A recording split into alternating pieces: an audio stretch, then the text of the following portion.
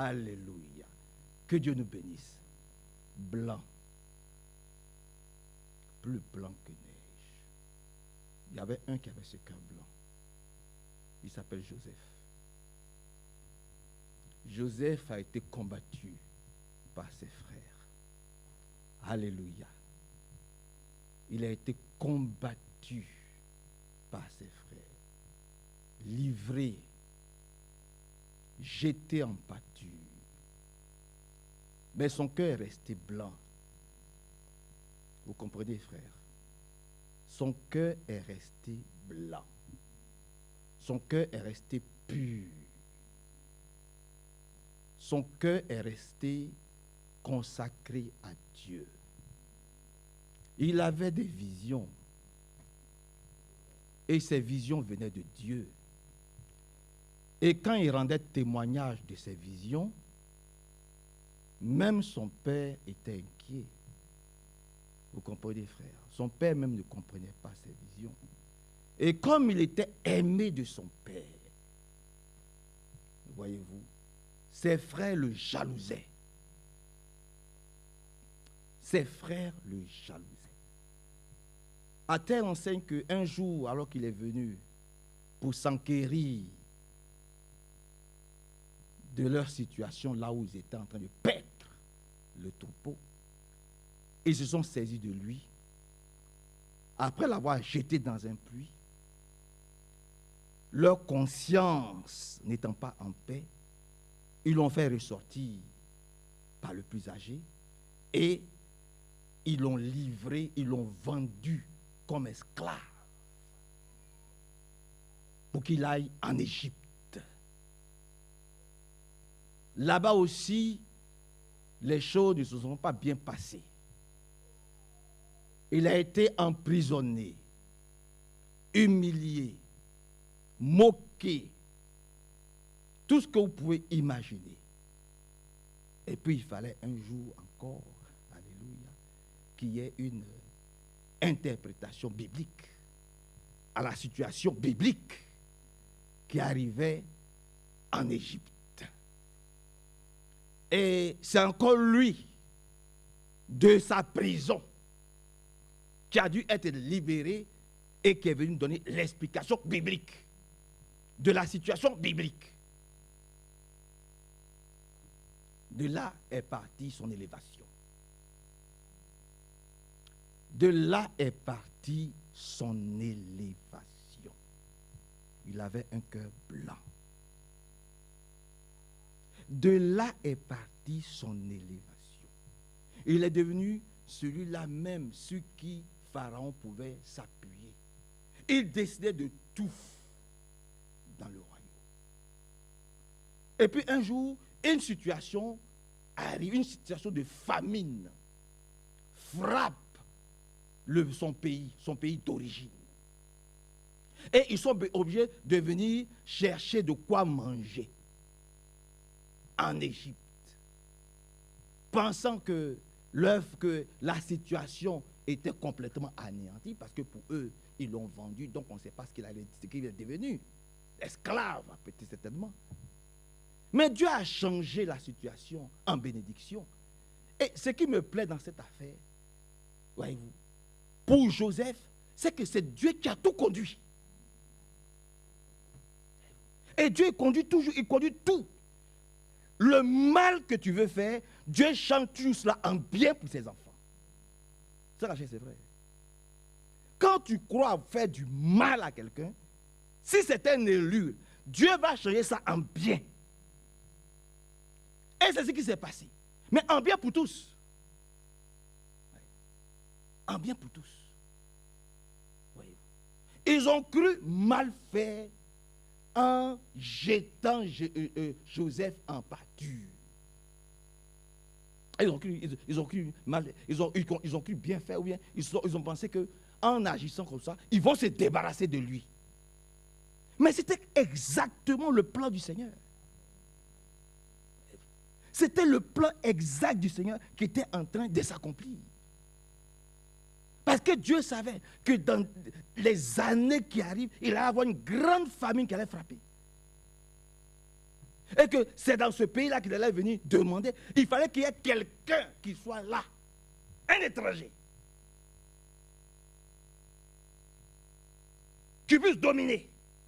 En ce moment-là. Dieu a placé quelqu'un. Un Israélite. Un étranger. Ce n'est pas un Égyptien. Qui a fait la prison. Qui a été malmené. Insulté. Humilié. Il fallait quelqu'un, un étranger qui soit là. Pour que le pays d'origine puisse recevoir de quoi manger. C'est pour ça que quand ils sont venus le voir, il a dit, mais ce que vous avez fait en mal, Dieu a transformé ça en... nous pouvons le lire. Que Dieu soit très élevé, glorifié. C'est dans Genèse chapitre 50. Lisons-le ensemble. Dans Genèse au chapitre 50.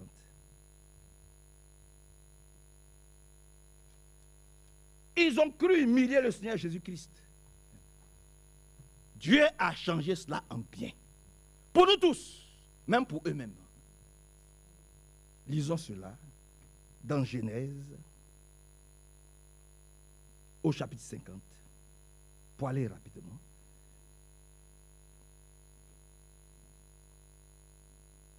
Regardez ce qu'il dit. Genèse.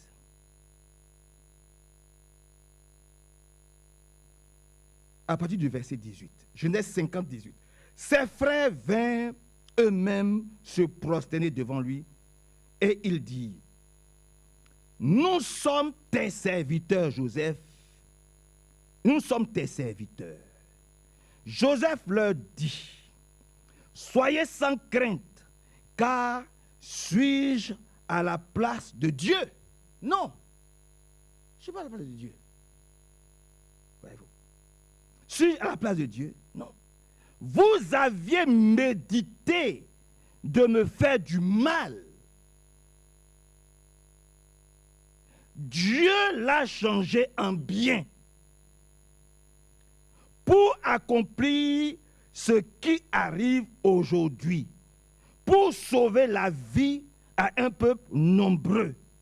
Soyez donc sans crainte, je vous entretiendrai, vous et vos enfants. Amen, nous pouvons nous asseoir. Vous voyez, lorsqu'il s'agit d'un élu, Dieu change cela toujours en bien. Ils se sont servis de Jésus-Christ. Ils se sont dit, maintenant, nous allons finir avec lui. Nous allons le crucifier. Nous allons d'abord l'humilier, le rabaisser, le moquer, cracher sur lui. Ben, vous avez vu la fin. Vous avez vu la fin du Seigneur Jésus-Christ. C'est lui qu'aujourd'hui, encore que nous adorons. Voyez-vous, dans toute la Bible, c'est comme ça. Donc, nous le supplions vraiment de nous aider à avoir un cœur blanc comme neige. Comme un cœur blanc, un cœur saint, un cœur pur, un cœur chaste. Et comme je l'ai dit souvent, Caleb est le type d'homme que tout croyant doit être. Caleb. Permettez que nous puissions vraiment méditer ce croyant. Nous avons parlé de Joseph, mais parlons un peu de Caleb. C'est le type de croyant que nous devons être, lui aussi. Lisons cela, si vous voulez, rapidement, dans le livre de Josué. Dans le livre de Josué, je vais le trouver, dans le livre de Josué, au chapitre 14. Dans le livre de Josué, au chapitre 14.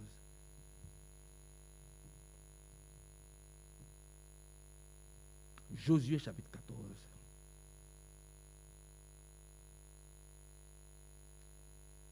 Josué, chapitre 14. Pour aller rapidement, nous pouvons commencer à partir du verset 6. Josué 14, 6. Les fils de Juda s'approchèrent de Josué à Gilgal, et Caleb, fils de Jephné, le Kénitien, lui dit, tu sais ce que l'Éternel a déclaré à Moïse, l'homme de Dieu, au sujet de moi. C'est-à-dire que chacun d'entre nous doit recevoir sa déclaration, sa bénédiction de la part de Dieu. sa promesse. C'est vrai, mon frère. Alléluia. Et donc, tu sais ce que Dieu a déclaré me concernant. Tu le sais. Je le sais. Et toi aussi, tu dois le savoir, frère, par la grâce de Dieu. Tu sais ce que l'Éternel a déclaré à Moïse, l'homme de Dieu, au sujet de moi et au sujet de toi.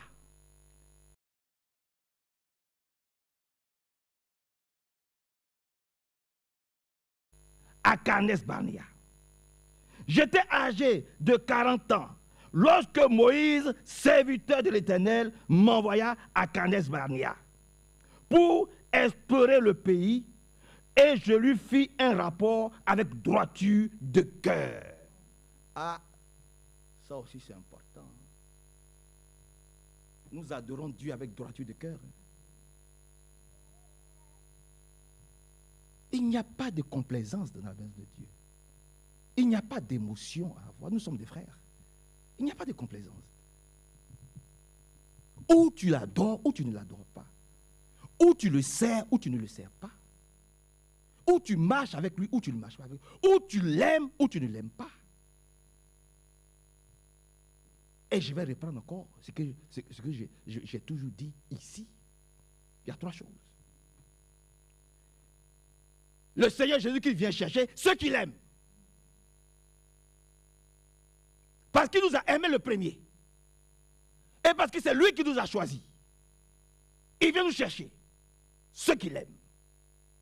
Il vient chercher ceux qui l'attendent. C'est important. Et nous, aujourd'hui, nous sommes dans une grande attente. Parce que nous savons que son retour est imminent.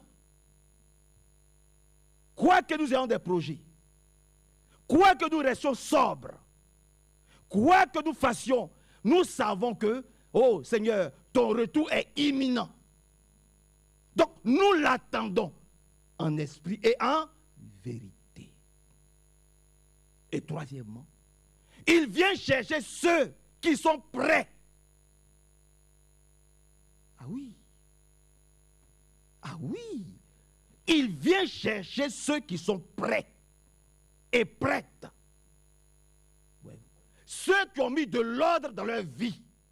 Ceux qui ont nettoyé leur cœur avec l'eau de la parole. C'est ceux-là qu'il vient chercher par la grâce de Dieu. Et que son grand nom soit vraiment glorifié, exalté et célébré. Il dit, il a fait la chose avec droiture de cœur. Voyez-vous. Il dit, mes frères qui étaient montés avec moi découragèrent le peuple de l'Éternel. Découragèrent le peuple. Mais moi, je suivis pleinement la voie de l'Éternel, mon Dieu. Oui, ils étaient 10.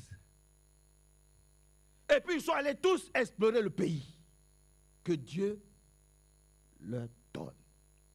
Il dit, allez explorer le pays que je vous donne. Allez l'explorer. Allez voir. Parce que ce pays-là, il y coule le lait et le miel. Allez-y. Allez explorer ce pays. Et puis quand ils sont revenus après leur exploration et après avoir pris justement les fruits de ce pays, il y a 2 qui ont dit, ce pays que Dieu nous donne, c'est un pays béni. Nous acceptons ce pays. Nous irons conquérir le pays que Dieu nous a donné. Mais il y en a 8 qui ont dit, ce n'est pas possible. Parce qu'il y a trop de conflits, il y a trop de combats, il y a des géants. Il sera, nous, à leurs yeux, nous sommes comme des sauterelles. Ce n'est pas possible. Le combat est perdu d'avance. Il y avait 8 poltrons. Il y avait 8 personnes qui ne voulaient pas se mettre au service de Dieu. Il y avait 8 personnes qui ne voulaient pas prendre leur bénédiction. Il ne vous a pas dit, allez vous battre.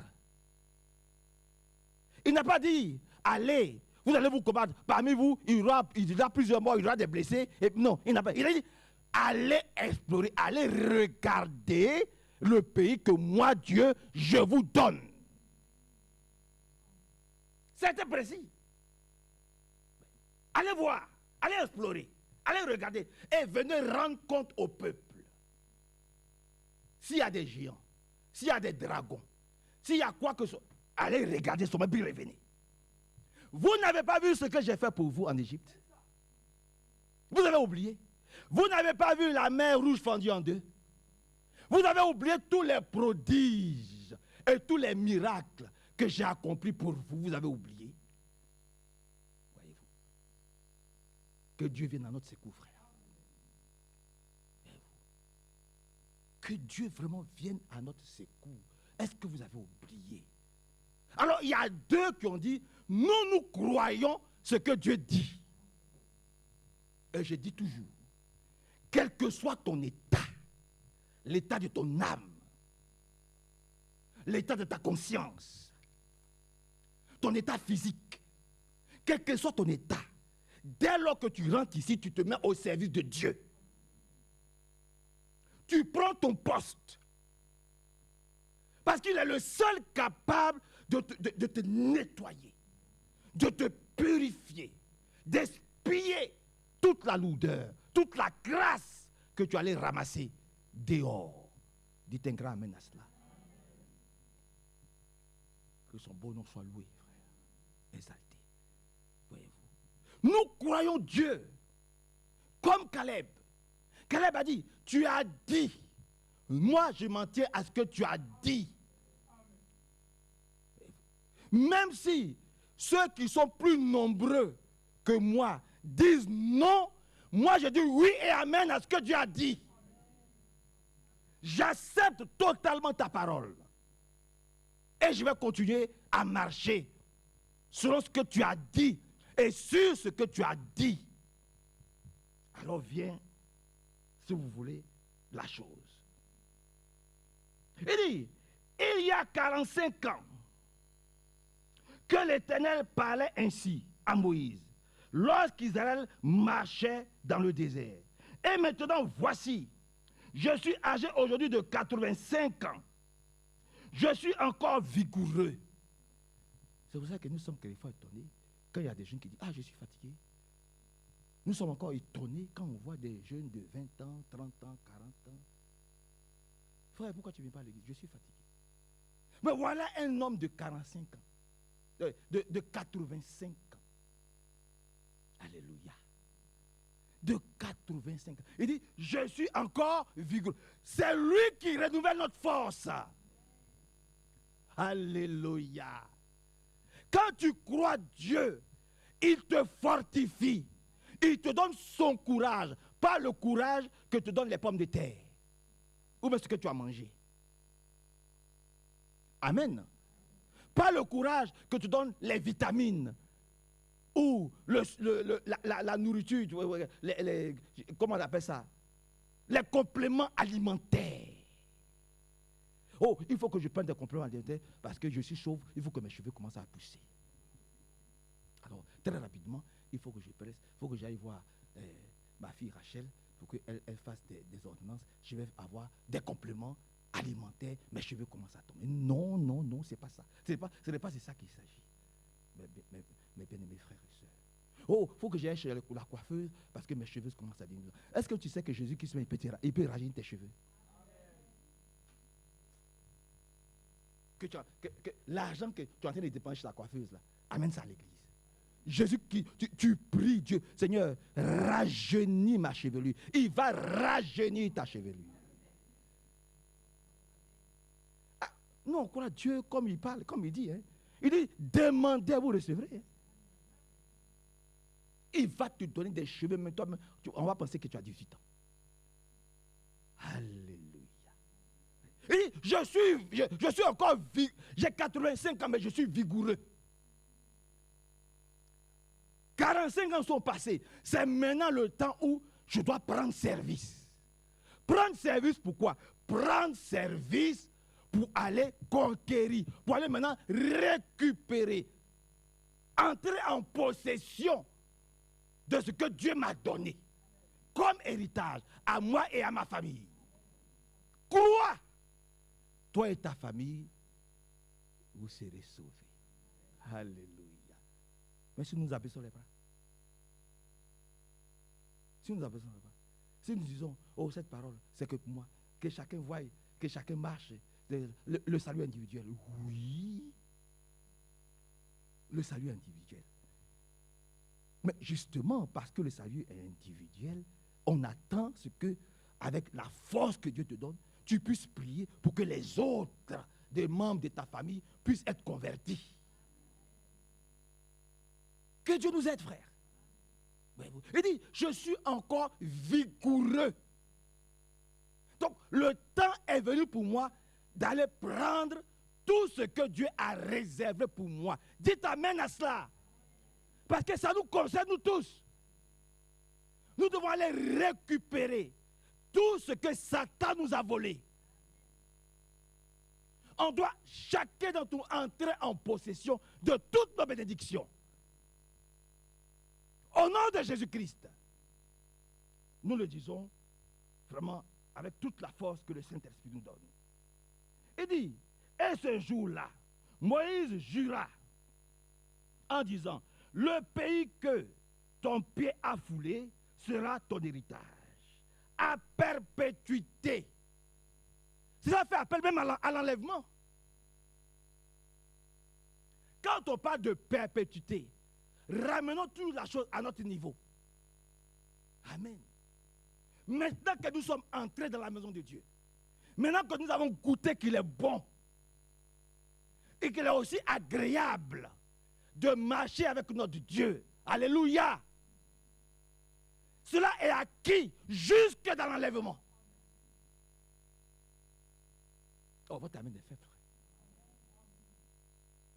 Vous comprenez, frère? Cela, c'est-à-dire, nous l'avons acquis. Que le Seigneur vraiment ajoute sa bénédiction à sa parole. Le pays que ton pied a foulé sera ton héritage à perpétuité pour toi et pour tes enfants. Voilà. Ce n'est pas pour toi seul. Quand Dieu fait une promesse, il le fait pour toi et il le fait pour ta descendance. Oh, merci Seigneur. Il le fait aussi pour ta descendance. Ouais, cet héritage-là. C'est pour nous tous, pour nos familles, pour toute la maison. Alléluia. Gloire à Dieu. Et toi, et pour tes enfants. Parce que tu as pleinement suivi la voie de l'Éternel, mon Dieu. Tu as pleinement suivi la voie de l'Éternel, mon Dieu. Oh frère, c'est cela qui nous manque aujourd'hui. Suivre toute la voie, rien que la voie, uniquement la voie que Dieu lui-même a tracée avant la fondation du monde pour nous. Je comprends et je le sais qu'il y a beaucoup de séductions. Il y a beaucoup de distractions. Oui, il y a beaucoup de séductions. Il y a beaucoup de distractions. Mais il faut que nous puissions tenir. Il faut que nous puissions résister avec une foi ferme à toutes les tentations ou à toutes les tentacules que le diable nous tend, toutes les perches du diable. Que Dieu nous aide vraiment à tenir ferme jusqu'à la fin, par la grâce de Dieu. Et que son beau nom soit vraiment exalté et glorifié. Il y a 45 ans que l'Éternel parlait ainsi à Moïse, qu'Israël marchait dans le désert. Et maintenant, voici, je suis âgé aujourd'hui de 85 ans. Je suis encore vigoureux, comme au jour où Moïse m'envoya. J'ai autant de force que je n'avais alors, soit pour combattre, soit pour sortir et pour entrer. Donne-moi donc cette montagne dont l'Éternel a parlé dans ce temps-là, car tu as appris alors qu'il s'y trouve des Anakim et qu'il y a des villes grandes et fortifiées. L'Éternel sera avec moi et je les chasserai comme l'Éternel a dit. Tu as appris que ces mauvais esprits, alléluia, que je dois combattre, ces mauvais esprits devant lesquels je dois me liguer. Je dois tenir ferme. Tu as appris que ce n'est pas n'importe quoi. Ce sont les fils d'Anak. des géants. Et quand nous nous tenons devant eux, nous sommes comme des sauterelles. Mais comme Dieu a dit, oh frère, comme Dieu a dit, Dieu a déclaré que cette place-là, cette montagne-là, elle est à moi, alors j'y tiens. Et je sais que quand j'irai les chasser, Dieu sera avec moi. Alléluia. Je le sais. Quelle conviction. Quelle certitude. Quelle foi. Tous les croyants doivent être comme Caleb. Mieux. Il a demandé la permission à celui qui a été établi. Parce que celui qui a été établi, c'est Josué. Alléluia. Il ne s'est pas levé tout seul pour dire, comme Dieu m'a dit, alors je vais me lever et je vais aller prendre possession de ce que Dieu m'a donné. Il n'a pas dit ça. Il a demandé la permission à l'homme que Dieu a établi, qui s'appelle Josué. Il allait le consulter. Il a dit, Josué, voici la promesse que Dieu m'a faite. Tu étais témoin. Parce que c'est nous deux, alléluia, qui avons dit, comme Dieu a dit, nous irons conquérir, nous irons prendre notre héritage. Quelles que soient les difficultés, quelles que soient les montagnes à gravir, nous le ferons. Et nous sommes sûrs que Dieu est avec nous. Il a demandé la permission à celui que Dieu a établi. Permets-moi, maintenant que j'ai 85 ans, je suis encore vigoureux, comme quand j'avais 45 ans, comme j'avais 40 ans. Oui, rien n'a changé en moi. Le Saint-Esprit ne varie pas, il ne change pas. Dieu est le même. Hier, aujourd'hui et éternellement. Il n'a pas changé. Quel que soit ton âge, tu peux conquérir. Tu peux entrer en possession de toutes les promesses que Dieu t'a faites. Si toutefois tu les connais. Parce qu'il faut les connaître. Alléluia. Il faut les connaître. Josué savait de quoi est-ce qu'il parle. Il savait ce qu'il devait faire. Il savait où il devait aller. Il savait en quoi, entrer en position de quoi. Il savait. Vous voyez? Il n'allait pas aller prendre la montagne d'un autre. Il savait exactement où était placé son territoire. Alléluia. Il savait. Il savait ce qu'il devait faire. Il connaît Dieu. Et il avait mis toute sa confiance en Dieu. Et exactement comme ça que nous aussi nous devons marcher. Une pleine totale confiance dans notre Dieu tout-puissant. À lui seul toute la gloire, aujourd'hui et à jamais. Dans le livre de Jean au chapitre 10, pour aller rapidement, permettez-moi. Allons dans Jean au chapitre 10.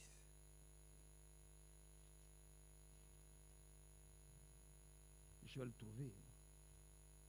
Le témoignage de 1 ou de 2. Jean au chapitre 10. Regardez ce que le Seigneur nous dit dans le livre de Jean au chapitre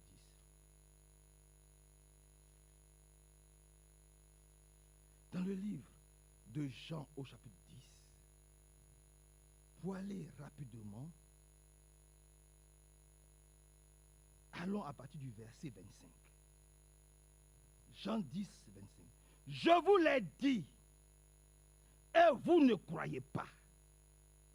Les œuvres que je fais au nom de mon Père rendent témoignage de moi. C'est de ça qu'il s'agit. Voyez-vous? C'est de ça qu'il s'agit. Aujourd'hui. Rendent témoignage de moi. Mais vous ne croyez pas parce que vous n'êtes pas de mes brebis. Comme je l'ai dit, mes brebis entendent ma voix. Alléluia. Ah oui. quand tu sais que tu es dans la maison de Dieu, amen, quand tu sais que tu es dans la maison de Dieu et que tu dois faire toutes choses bonnes pour la gloire de Dieu, pas pour ta propre gloire, pas pour être vu, quelle que soit ta situation, tu dois faire les choses comme Dieu dit. Si tu es une brebis, si tu es une brebis, alléluia, si tu es une brebis,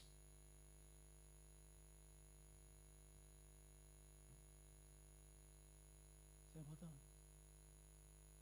Mes brebis entendent ma voix. Josué, il savait qui était Caleb. Et Caleb savait qui était Josué. Dieu a dit. Alléluia. Où est la ville qui est là-bas? La ville des Anak, là, des Anakim, là, cette ville-là. Je vais vous la donner. Et puis quand il regarde la ville, il regarde les forteresses de la ville. Il regarde comment la ville est entourée, les flèches, comment ils sont armés. Physiquement, naturellement, ce n'est pas possible. Mais Dieu a dit. Et comme ce sont des brebis, ils ont entendu ce que Dieu a dit. C'est tombé dans leur cœur. Ils ont dit, ah, quand Dieu parle là, c'est un ordre. Ce qu'on va devenir là, ce n'est plus important. Voilà. Parce que les gens font les choses pour être vus, pour être regardés. Si je m'en vais, si je fais, comment ça va se passer? Les gens vont me regarder. Mais que les gens te regardent. Le Seigneur lui-même n'a-t-il pas été traîné dans les rues nues? Les gens n'ont pas regardé.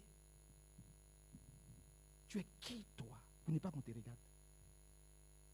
Tu es qui, toi, pour ne pas qu'on t'humilie? Tu es qui?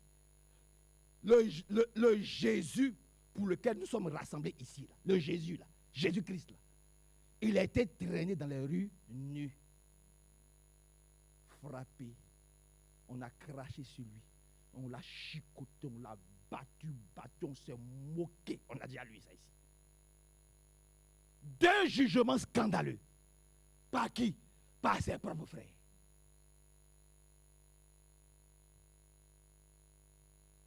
Donc, quand Jésus-Christ a subi ça, tout ce que vous pouvez me faire, ou faire à frère Hervé, mais c'est petit. Amen. Parce qu'il a plus souffert que nous. Vous comprenez, frère? Il a plus souffert que nous. Une brebis, elle entend, elle comprend, elle accepte ce que Dieu dit. Elle ne dit pas, ah, ça là, comment je vais faire pour marcher sur la mer? Elle ne réfléchit plus. C'est ça une brebis, hein? Elle ne réfléchit pas. Quand elle entend, Dieu a dit, je crois comme Dieu a dit. 85 ans. Il dit, bon, le temps est arrivé maintenant pour moi d'entrer dans ce que Dieu m'a donné. Il faut que je prenne possession de ce que Dieu m'a donné. Il n'a pas regardé à son âge, il n'a pas regardé à ses rides, il n'a pas regardé à ses épées. Non, il a regardé à la promesse que Dieu lui a faite. Mes brebis entendent ma voix. Quand tu as une brebis, tu entends et puis tu exécutes.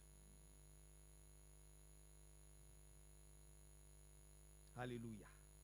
Tu exécutes. Mais vous ne croyez pas, parce que vous n'êtes pas de mes brebis, comme je vous l'ai dit. Mes brebis entendent ma voix. Je les connais. Ah oui, oui, oui. Je les connais. Et elles me suivent. Je leur donne la vie éternelle. Et elles ne périront jamais. Oh, dites amen à cela. Je leur donne la vie éternelle. Je leur donne. C'est moi qui leur donne. Et nous croyons que nous avons la vie éternelle. Celui qui ne croit pas qu'il a la vie éternelle, ce n'est pas une brebis. Mais il ne croit pas.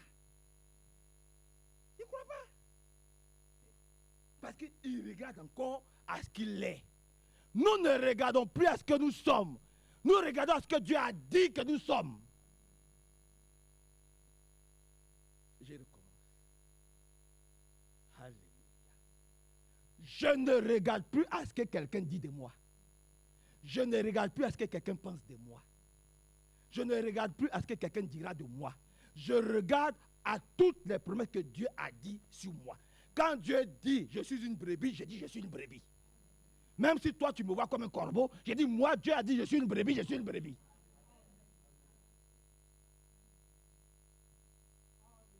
Oui, oui, oui. C'est quand même. Tu es d'accord avec la parole de Dieu ce matin? Eh bien, que Dieu te bénisse. Tout ce que les gens peuvent dire de nous, la façon, notre caractère, nos agissements, nos comportements, nos attitudes, tout, Dieu dit, tu es une brebis, tu es une brebis. Quoi qu'ils disent, quoi qu'ils voient, ça c'est charnel. Mais ce que Dieu dit est éternel. Et personne ne peut changer ce que Dieu a dit. Personne. Alléluia. Pour reconnaître un fils de Dieu, pour reconnaître un fils de Dieu, pour connaître un fils de Dieu, c'est très simple. Tu ne le verras jamais critiquer. Tu ne le verras jamais juger. Tu ne le verras jamais donner de faux témoignages. Tu le verras, quoi qu'il advienne, quelle que soit la situation, tu le verras toujours joyeux. Parce qu'il a toujours les promesses de Dieu avec lui.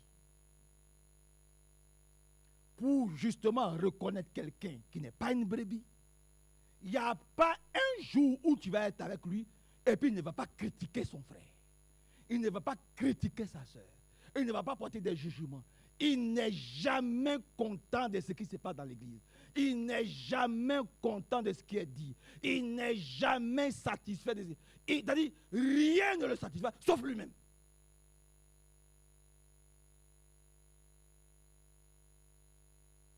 Sauf lui-même. Une brebis, elle ne discute pas. Elle croit Dieu, point.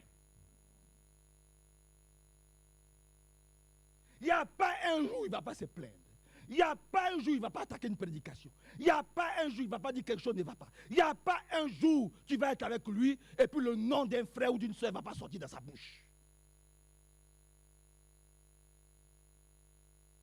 Il voit tout. Il remarque tout. Il entend tout. Et il sait tout. De ce qui se passe ici-bas. Mais quant à ce qui se passe en haut, il est vide. Parce qu'il a passé son temps à regarder à ce qui se passe ici-bas. Que Dieu vienne à notre secours. Je vous le dis avec le plus grand des sérieux, par la grâce de Dieu. Il dit, verset 27, je les connais et elles me suivent. Je leur donne la vie éternelle et elles ne périront jamais. Et personne ne les ravira de ma main. Personne ne les ravira de ma main. Quand Dieu dit personne, c'est personne. Donc, nous nous attachons à cette parole. Et nous vivons la parole. Alléluia. Oh, que Dieu soit très élevé ce soir. Et que Dieu nous bénisse, Evelyne. Puissamment. Puissamment. Elles entendent sa voix. Elles croient Dieu. Et elles s'attachent. Et elles exécutent ce que Dieu a dit. Quel que soit ce que cela va. C'est-à-dire, elles ne regardent pas à l'horizon. Non, non, non, non. Non. Quand on dit, engagez-vous dans la mer rouge, où on s'engage? Est-ce que la mer va se refermer? Est-ce que nous serons engloutis? Qu'est-ce qui va se passer? Ça va être ouvert pendant combien de temps? Ça, ce n'est pas votre problème. Il a dit que Moïse prie, il frappe, la mer se fait en deux, engagez-vous. Et continuez. Et vous avez constaté qu'aucun d'entre eux n'a péri. Mais quand je dis, oh, comme Dieu a dit, je ne sais pas, peut-être que la mer va se renfermer sur nous. Peut-être que quand on va arriver au milieu de la mer, peut-être que la mer va se renfermer sur nous. Peut-être qu'on va périr. Peut-être qu'un requin va sortir là-bas. Ou un crocodile va sortir et puis il va nous en manger. Mais si tu te mets à penser ça, tu vas rester, tu dis, voilà, tes pensées vont te... Voilà, tu ne pourras pas avancer. Tu ne pourras pas avancer. On n'avance pas avec des est-ce que. Non. Comme Caleb, on avance. Et on va prendre tout ce que Dieu nous a donné gratuitement. Allons rapidement dans le livre de Luc, au chapitre 2. Vous êtes avec moi?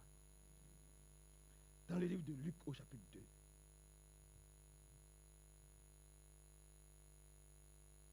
Regardez cet homme aussi. C'est merveilleux. Nous connaissons ce passage. Regardez cet homme. Luc chapitre 2, le verset 25. Pour aller vite. Et voici qu'il y avait à Jérusalem un homme appelé Simeon. Cet homme était juste et pieux. C'est bien précis. Il était juste et il était pieux. Il attendait la consolation d'Israël. Je l'ai dit encore. Dieu vient chercher ceux qui l'attendaient. Nous l'avons dit. Tu n'attends pas Dieu, tu n'as rien à faire avec nous ici. Parce que nous, si nous sommes rassemblés ici, c'est parce qu'on l'attend. Et nous savons que son retour, comme je l'ai dit déjà, est imminent. Il revient. Et nous l'attendons de tout notre cœur par la grâce de Dieu. Il attendait la consolation d'Israël et l'Esprit Saint était sur lui. Ça aussi c'est important.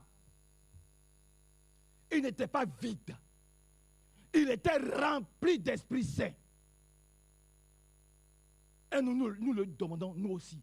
Seigneur, remplis-nous de ton esprit. La Bible dit, les apôtres, ils étaient remplis du Saint-Esprit. Pas une fois, mais plusieurs fois. Dieu les a visités par son esprit, par la grâce de Dieu. Il avait été divinement averti, comme toi et moi. Nous sommes divinement avertis de son retour imminent. Dites amen à cela. Nous aussi, nous sommes divinement avertis. Je l'ai prêché à Abidjan. Nous sommes divinement informés du retour imminent de notre époux. Nous sommes divinement informés. Parce que Dieu a amené un message biblique pour nous enseigner sur tout ce qui était encore flou, tout ce que nous ne comprenions pas. Il a amené un prophète. Et après, il a envoyé un serviteur fidèle et prudent pour que nous ayons toutes les explications claires, nettes et précises de notre préparation au retour imminent de celui-là même qu'il a établi. Donc, il était divinement averti. Comme nous aussi, nous sommes divinement avertis. Ce n'est pas l'avertissement des dons. Ce n'est pas l'avertissement des dons. On dit, quand on dit divinement, c'est-à-dire Dieu lui-même, c'est Dieu. C'est Dieu lui-même qui nous a avertis de son retour imminent. Voilà. C'est Dieu lui-même. Maintenant, si tu veux, si je veux, si nous voulons, nous prenons ça au sérieux ou nous ne prenons pas ça au sérieux. Nous prenons ça au sérieux. Quand on dit, il a été divinement, comme nous aussi, nous avons été divinement. Dieu lui-même vient et puis il voit Frère Manassé, il dit, Frère Manassé, maintenant je t'informe. Je te dis que je reviens. Et puis je vais continuer à marcher dans la maison de Dieu comme je veux. Mais c'est que je ne suis pas une brebis. C'est que je ne suis pas une brebis. Mais si je suis une brebis, chaque fois que je viens ici, je ferai en sorte que Dieu soit satisfait de moi. Je ferai en sorte de ne pas sortir bredouille. Je ferai en sorte de réjouir le cœur de Dieu. Que mes prières soient comme un parfum de bonne odeur qui monte à lui. Il était divinement averti par le Saint-Esprit qu'il ne mourrait point avant d'avoir vu le Christ. Vous comprenez, frère? C'est de ça qu'il s'agit encore aujourd'hui. Que Dieu nous, vraiment, que Dieu nous fortifie. Que Dieu se saisisse de chacun d'entre nous. Pour que nous prenons vraiment très au sérieux ces avertissements. Ces avertissements divins. Et que nous puissions marcher, voyez-vous, avec confiance dans ce qu'il a dit. Dans ce qu'il a dit. Frères et sœurs, je demande au Seigneur ce soir que nos cœurs soient tournés vers Dieu. C'est important. Vraiment que nos cœurs, donnez-moi 15 minutes, que nos cœurs soient tournés vers Dieu. Pas vers un homme. Pas vers un homme. L'homme, tu vas beau. Non, tant que Dieu ne prend pas le contrôle de ta vie, tant que Dieu ne prend pas le contrôle de tes projets, ça va être compliqué. Ça va être compliqué. Nous le supplions, Seigneur, que notre cœur soit tourné totalement vers toi, entièrement vers toi. Que tu contrôles tout, que tu sois au contrôle de tout, que tu diriges tout. Parce que nous voulons entrer, nous voulons prendre possession de ce que tu nous as donné. Alléluia. Quelles que soient les embûches, quelles que soient les attaques, quel que soit le nombre de difficultés qui se trouvent sur le chemin, Seigneur, tu es le seul capable de déblayer et d'ouvrir la voie pour que nous puissions marcher et prendre notre héritage, tout notre héritage, au nom de Jésus-Christ. Allons dans 2 Chroniques, si vous le voulez bien. Vous êtes d'accord avec cela? Allons dans 2 Chroniques. Dans le livre de 2 Chroniques au chapitre 16. 2 Chroniques au chapitre 16. Je vais essayer de me dépêcher un peu. Regardez ce qui est dit dans 2 Chroniques au chapitre 16. Prenons à partir du verset 9. Car l'Éternel étend ses regards sur toute la terre. Bon, c'est sur toute la terre. Ça aussi, c'est très important. Personne d'entre nous n'est caché devant Dieu. Il est Dieu. Il entend tout. Il voit tout. Il sait tout. Ça, c'est important. Allez, car l'Éternel étend ses regards sur toute la terre pour soutenir, pour bénir ceux dont le cœur est tout entier à lui. Et regarde, frère. L'Éternel regarde. Et puis, quand il voit que tout ton cœur est à lui, quand il voit que tu es à l'œuvre pour lui, quand il voit que tu travailles pour lui, tu laisses toutes tes préoccupations psychologiques, sociologiques. Alléluia. Ah, c'est important. Hein? Tu laisses de côté toutes tes préoccupations psychologiques, sociologiques, tous tes problèmes moraux, tout ce qui est moral, tout ce qui est intellectuel, tous les conflits qui se passent dans ta tête, tu te poses. Parce qu'il y a tellement de conflits dans nos pensées. Notre tête est comme un ordinateur, ça bouillonne quelquefois. Il y a tellement de pensées. Tout ce qui est psychologique, tu mets ça de côté. Alléluia. Ah, c'est ça, très important. Tu mets ça de côté. Et puis, tu dis, tu te présentes à lui. Et puis tu dis, Seigneur, me voici, je suis à ton service. Qu'il fait bon d'être à ton service. Non, on ne va pas chanter. Ah, on le chante. On le chante. Qu'il fait bon à ton service. Un bon.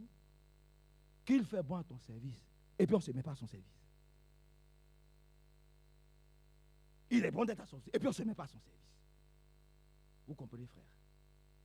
Alors, dans ce cas-là, quand on chante ce chant, taisez-vous. Vous taisez. Parce que ça ne vous concerne pas. Parce que vous refusez d'être au service de Dieu.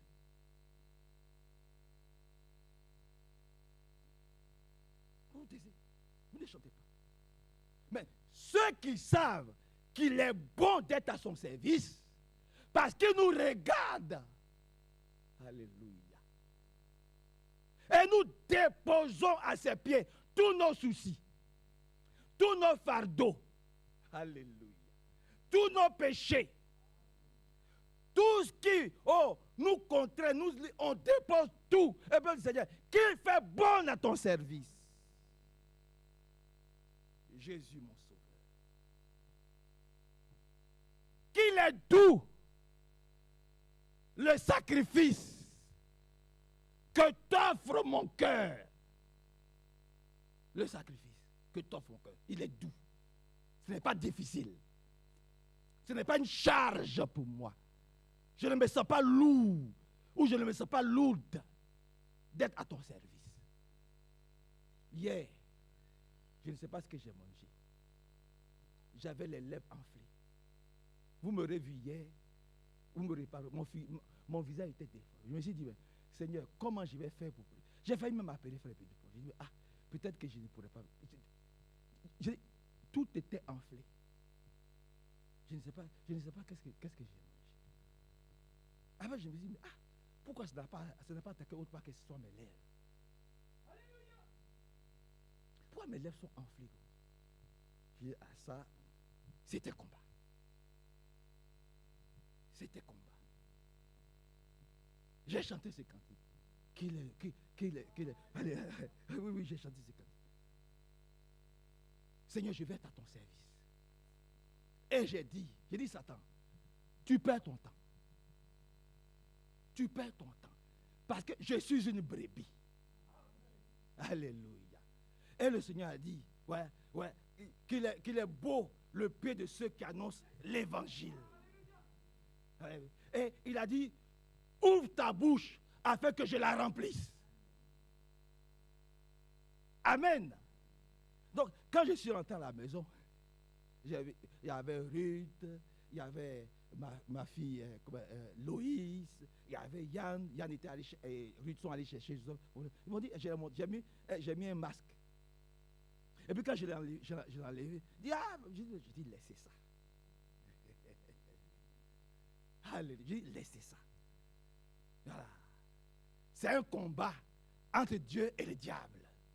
Moi, ce que je sais, c'est que demain, je dois me tenir ici. Amen. Je dois me tenir ici. Gloire à Dieu.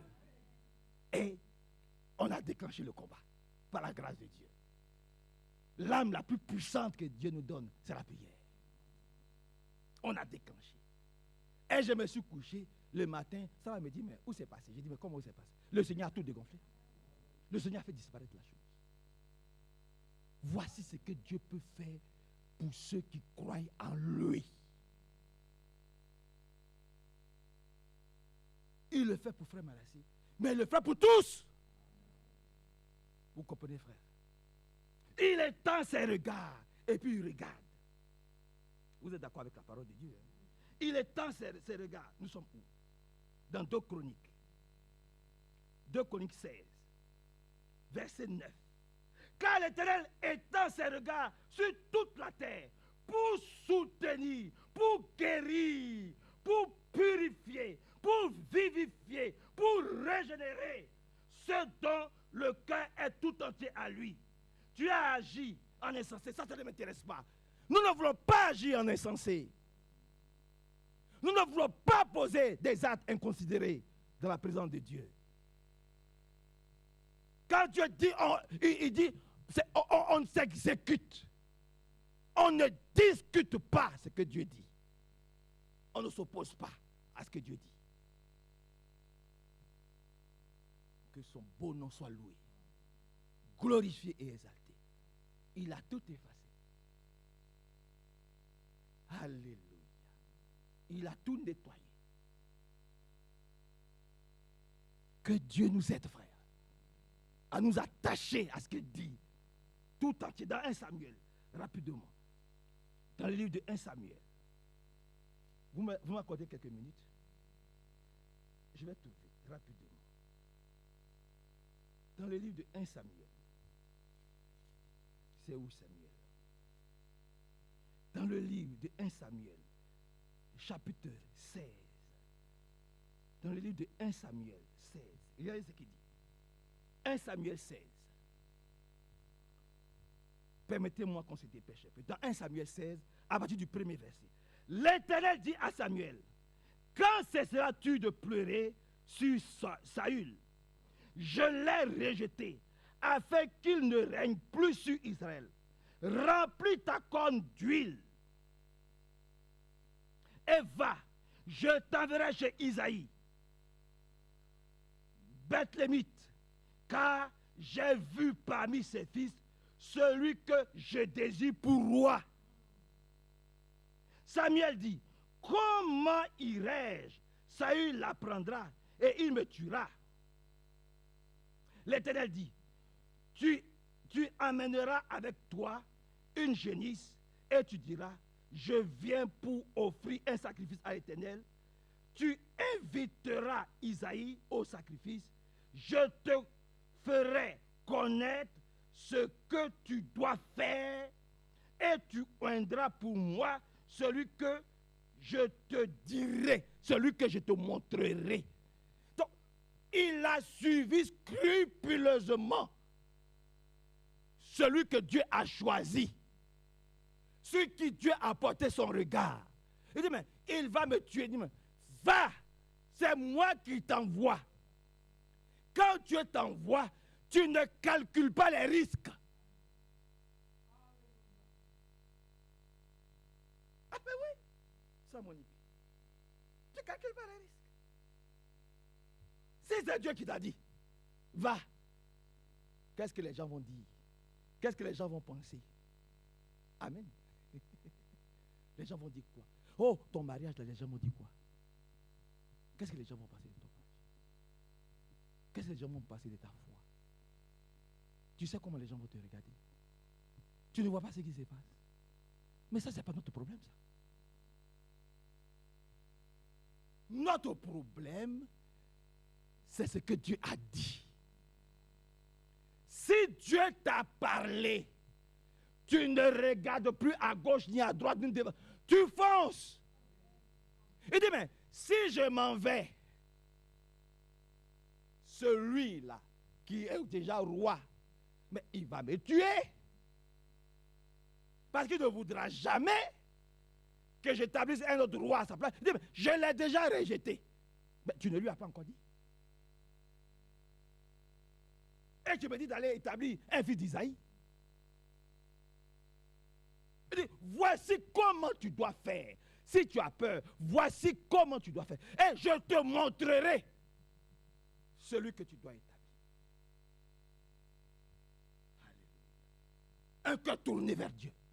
Entièrement. Un cœur consacré. Quand tu le connais, quand ton cœur est tourné vers lui, tu ne réfléchis plus. Tu ne cherches plus à voir les conséquences. Ou les pensées. Ou ce que les gens vont dire ou penser de toi. Tu ne regardes plus. Oh, mais on va me tuer. Dieu dit, mais et alors? Si toi on ne te tue pas, qui on va tuer? On va tuer les autres et puis toi on ne te tue pas.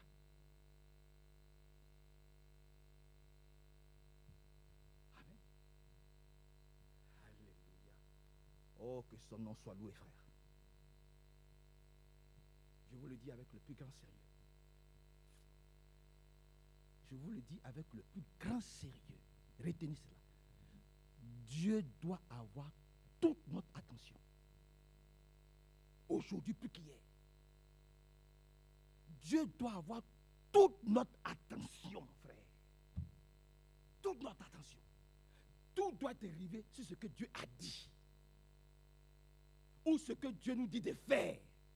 Le temps des sentiments, des émotions, qui va dire quoi, qui va penser quoi, oui. Mais écoutez, ceux qui ne sont pas, mais chassez-nous.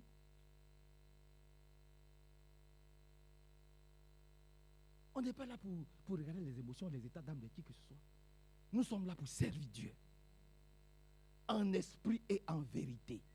Il y a des moments où Jésus-Christ même devait fuir. Parce qu'il voulait le tuer. Il partait rapidement. Pour ne pas qu'on se saisisse de lui. Vous comprenez, frère? Mais vraiment que Dieu nous aide. Parce que, toute notre attention doit être sur lui aujourd'hui. Lisons vite un passage dans 2 Pierre. Je ne veux pas trop vous retenir. Dans 2 Pierre, je vais trouver, dans le livre de 2 Pierre. Dieu doit avoir toute notre attention. Toute notre attention. Tout. Dans 2 Pierre chapitre 1. Rapidement. Regardez ce qu'il est dit. Et nous tenons pour d'autant plus certaine la parole prophétique à laquelle vous faites bien de prêter attention. Disons amen à cela. La parole prophétique à laquelle vous faites bien de prêter attention, comme à une lampe qui brille dans un lieu obscur. Vous savez que nous sommes cette lampe. Ah oui. Notre foi en Jésus-Christ, notre lampe brille et elle doit chasser les ténèbres de tout ce qui nous entoure aujourd'hui, par la grâce de Dieu. Et nous tenons pour d'autant plus certaine la parole prophétique à laquelle vous faites bien de prêter attention, comme à une lampe qui brille dans un lieu obscur, jusqu'à ce que le jour vienne apparaître et que l'étoile du matin se lève dans vos cœurs, sachant tout d'abord vous-même qu'aucune prophétie de l'Écriture ne peut être un objet d'interprétation particulière. Car ce n'est pas par une volonté d'homme qu'une prophétie a jamais été apportée, mais c'est poussé par le Saint-Esprit que des hommes saints ont parlé de la part de Dieu.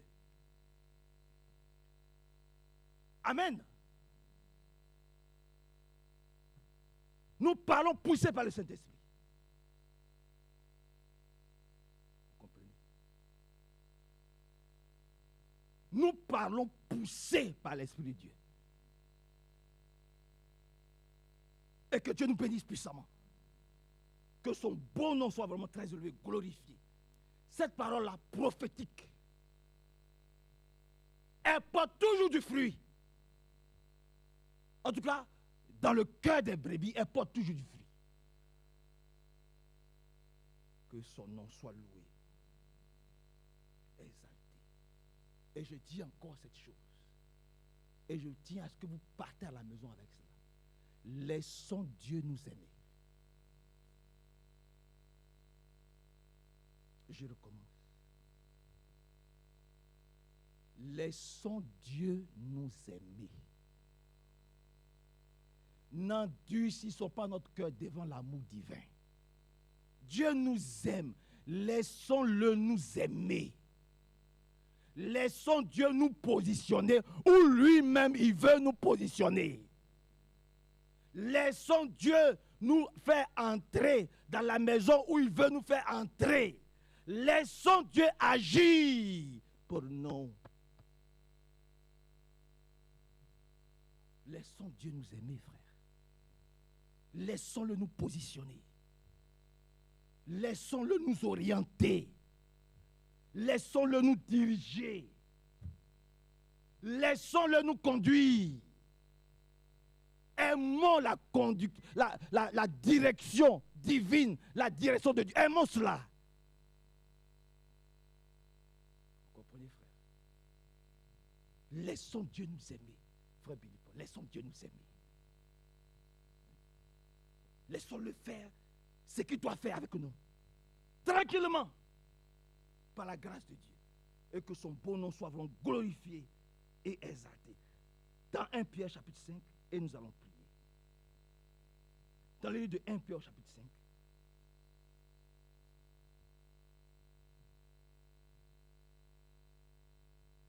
Regardez ce qu'il est dit ici. 1 Pierre 5, 5. 1 Pierre chapitre 5, verset 5. De même, vous qui êtes jeunes, soyez soumis aux anciens. Vous comprenez, frère? Ça aussi, c'est important. C'est important. Nous devons respecter les anciens, ceux que Dieu a établis. Ça veut dire, soyez soumis. Vous qui êtes jeunes, soyez soumis aux anciens. C'est important. En un mot, respectez ce que Dieu a établi dans la maison de Dieu. Il y a la bénédiction derrière. Il y a une grande bénédiction qui est attachée à cela. On continue. Et tous, dans vos rapports mutuels, revêtez-vous d'humilité. Car Dieu résiste aux orgueilleux, mais il fait grâce aux humbles. Maintenant viens. Humiliez-vous donc sous la puissante main de Dieu. Voyez-vous? Vous voyez? Humilions-nous. Humilions-nous. Sous la puissante main de Dieu. Nous tous. Humiliez-vous sous la puissance, afin qu'il vous élève. Alléluia. Afin qu'il vous élève autant que lui-même il a choisi, ou autant convenable. Maintenant viens, et déchargez-vous sur lui de tous vos soucis, car lui-même prend soin de vous. Déchargeons-nous sur lui de tous nos soucis. Laissons Dieu lui-même nous positionner. Laissons Dieu lui-même nous aimer. Parce que, oui, comme j'ai dit souvent, le pauvre, ce n'est pas celui qui n'a pas d'argent. Ce n'est pas le SDF. Quelqu'un qui est pauvre, ce n'est pas le SDF qui dort dehors dans les rues. Il n'a pas d'argent. Ouais. En tout cas, spirituellement, ce n'est pas ça. Le pauvre, c'est celui qui n'a pas encore rencontré Jésus-Christ. Parce que même quand tu n'as rien dans tes poches, si tu as Jésus-Christ, tu as la vie éternelle, tu as tout.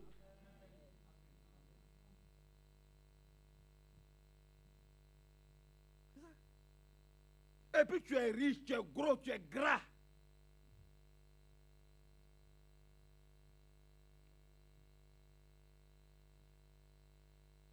Tu as toutes les voitures de la terre. Tu as tout l'argent de la terre. Tu refuses de payer ta dîme, de donner aux offrandes parce que, oh, si je paye ma dîme, est-ce que je pourrais payer ma maison? Si je paye ma dîme, est-ce que je pourrais manger? Tu refuses de donner une petite partie de ce que Dieu te donne. Mais ton compte d'épargne est gonflé comme ça.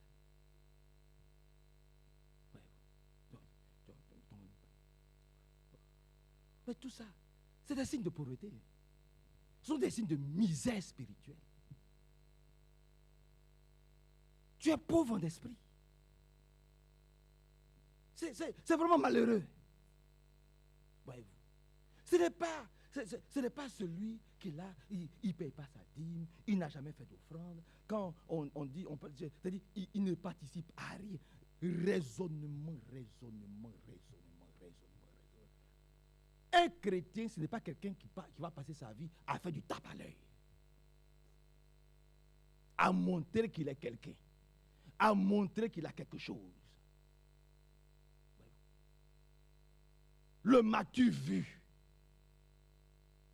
Ce n'est pas un chrétien. Un chrétien, il vient il vient comme il est. Il montre à sa femme ou à sa future femme ce qu'il est. C'est tout, hein? Il vient, il dit, moi là, me voici tel que je suis. La seule chose que je possède, c'est Jésus. Et moi, j'ai toujours dit à mes enfants, je vous laisse 2 héritages. J'ai fini. J'ai dit à mes garçons, moi, je vous laisse, quand j'ai eu 50 ans, je leur ai dit, je les ai appelés, j'ai dit, moi, je vous laisse 2 héritages. Le premier héritage que je vous laisse, c'est que je vous ai donné Jésus-Christ et sa parole. Jésus-Christ et sa parole. C'est le plus grand et le plus merveilleux héritage qu'un homme puisse laisser à sa descendance. C'est d'apprendre à son fils, à sa fille, à sa descendance, Jésus-Christ. Et que celui-là reconnaisse Jésus-Christ comme son Seigneur et son Sauveur personnel. Il faut l'enseigner. Il faut qu'il sache, jusqu'à ce qu'il accepte Jésus-Christ. C'est le plus grand héritage que tu puisses laisser à ta fille ou à ton fils. Jésus-Christ, premier héritage. Deuxième héritage que je vous laisse, c'est de vous avoir mis à l'école. Pas pour que vous ayez des doctorats plus. Non. Pour que vous puissiez savoir lire et écrire et réfléchir. Pour que demain, vous puissiez faire de votre vie en Jésus-Christ. Vous puissiez vous positionner en Christ pour réaliser vos projets. Voilà les 2 choses. Le reste, c'est du vent. Tout passe. Jésus ne passera jamais.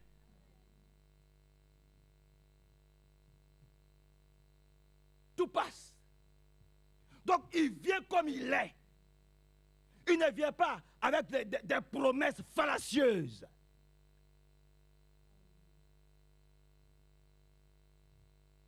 Il ne promet pas des choses que lui-même il sait qu'il ne pourra pas tenir, il ne pourra pas réaliser. Il se présente comme il est. S'il vit dans une cabane, il dit, voici ma cabane. Parce qu'il sait que tout don vient de Dieu. Alléluia. Et si c'est tel que Dieu te donne, alléluia, Dieu va même la positionner. Et elle va t'aimer, pas à cause de tes biens, elle va t'aimer comme tu es.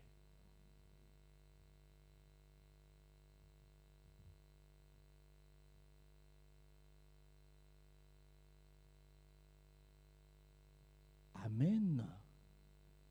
Que son beau nom soit loué et exalté et célébré et glorifié. Donc, laissons Dieu lui-même nous positionner. Laissons Dieu nous aimer parce qu'il nous aime. Que son beau nom soit loué, exalté, célébré, glorifié et très élevé. Au nom de Jésus-Christ. Amen.